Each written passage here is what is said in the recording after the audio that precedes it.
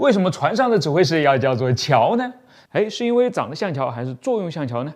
都不对嘛。那剑桥到底是怎么来的呢？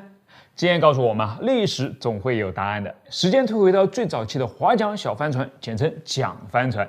虽然很多东西呢都跟今天的船不一样了，但控制方向的舵呢却依然还是那个舵，只不过操纵它的方式就很原始了，直接由硬连接在其上方的舵柄来转动方向的。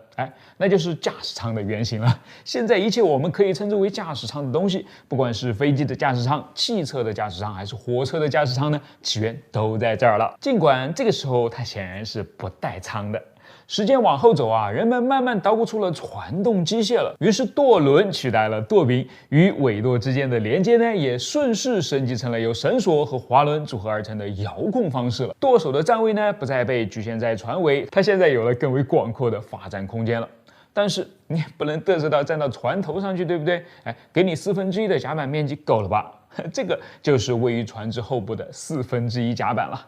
是的很多时候一样东西的得名就是这么随意的。当然，空间大了，责任也大了，一个人就 hold 不住了，更多的职位呢被分了出来，这其中的老大船长也就诞生了。他就负责在1/4甲板上走来走去嘛，看看海面上的情况，看看整艘船的情况，然后呢给各个岗位下达指令咯。别人负责埋头拉车，他则负责抬头看路，视野当然要够好才行啊。可是当蒸汽取代风，当桨轮取代帆，船也开始被称为轮船的时候呢，情况就发生了很大的变化了。那真是当之无愧的轮船啊！跟如今的螺旋桨不同明轮船划船的桨呢，就是一左一右装在船身中央两侧的2个巨大叶轮了。好，让我们再回到传统位置上的船长视角来看看，现在怎么样了？现在就看不完整周围的状况了吗？2个高耸的桨箱呢，如同2堵墙一样，把船长的视野给堵上了。一开始解决方案非常的将就，船长会轮流爬上2边的桨箱顶去观察状况，发布指令。但时间一长，要么他们参加奥运会去了，要么就被自然淘汰了。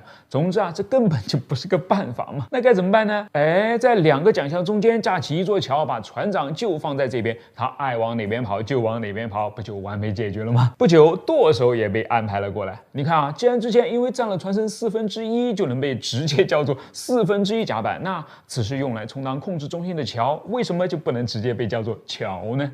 剑桥就此得名了。它的确很有用你看这2张照片，第一张中呢，站在剑桥中央的应该就是船长了，视野够高吧？在他的右边，画面的左边是可以看到立在那儿的舵轮的。第2张照片向我们展示了这座桥是如何连接在桨箱上面的。虽然今天的轮船已经完全不是这个样子了，但是剑桥的叫法却一直被保留了下来，甚至到了上太空的宇宙飞船，它还是被叫做桥。